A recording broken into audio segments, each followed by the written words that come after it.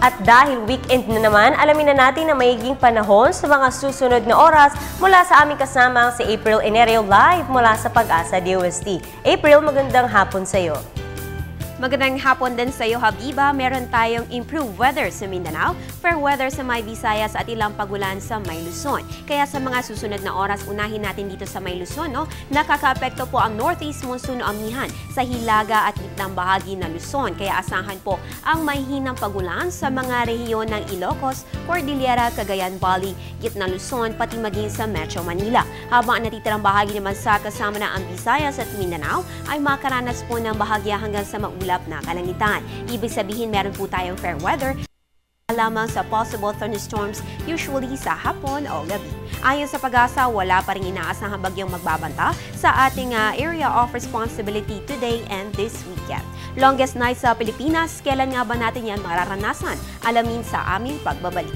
Nako, mukhang ma-enjoy na lahat ang huling araw ng pasukan ngayong Biyernes at this weekend dahil by December 21, mararanasan ang longest night of the year here in the Philippines.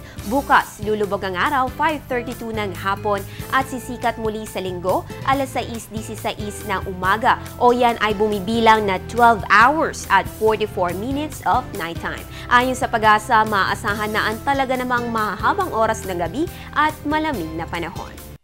Po ang dagdag kaalamang hatid sa inyo ng Panahon TV kung saan walang pinipiling panahon ang pagbibigay impormasyon. Samantala mga kababayan, hindi makukumpleto ang inyong pagbabakasyon sa Bohol kung hindi bibisita sa Church of Our Lady of the Assumption o mas kilala bilang Taoist Church. Ang patron na naturang simbahan na si Virgin of the Assumption ay pinaniniwala ang Milagrosa at sa tabi ng simbahan meron po isang balon ng tubig na sinasabing may kakayahang magpagaling. Sad news is isa po ito sa naapektuhan at nasira nang maganap ang 7.2 magnitude earthquake noong Oktubre.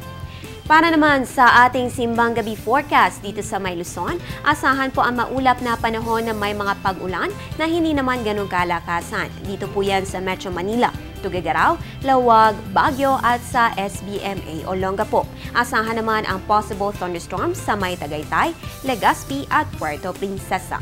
Punta naman tayo sa Visayas. Makakaranas po ng bahagya hanggang sa maulap na kalangitan ang Iloilo, Bacolod, Metro Cebu at Tacloban. Fair weather pa rin naman yan with chances of localized thunderstorms. At sa Mindanao, dahil hindi na nakakaapekto ang trough ng low pressure area, meron po tayong sa may Cagayan de Oro, Metro Davao at Zamboanga City. Pero syempre maging handa pa rin po sa mga pulo-pulong pagulan o pagkidlat pagkulog. At yan ang ating simbang gabi forecast para sa mga susunod na oras. Maging una sa ulat panahon even during weekends. Please follow us on Twitter, like us on Facebook at bisitahin ang aming website.